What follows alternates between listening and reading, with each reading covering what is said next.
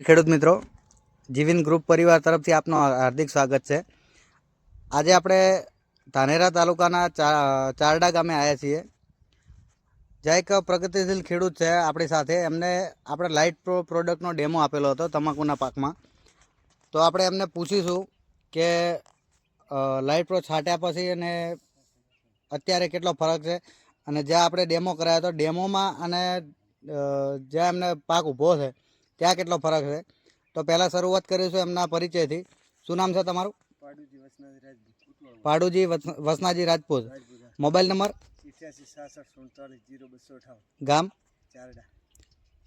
તો ખેડૂત મિત્ર, આપણે જ્યારે ડેમો છાંટેલો છે અને જેમાં નથી છાંટેલો, એમાં તમે તમાકુમાં કેટલો તફાવત લાગે છે? સારું લાગે, 100% રિઝલ્ટ છે। રિઝલ્ટમાં તમને શું શું તફાવત લાગે છે?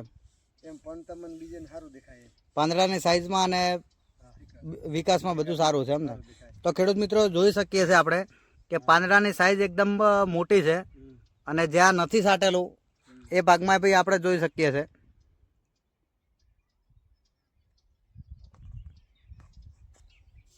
તો બીજા ખેડૂત મિત્રોને લાઇટ પ્રોની ભલામણ માટે કરી શકાય કે ના કરી શકાય?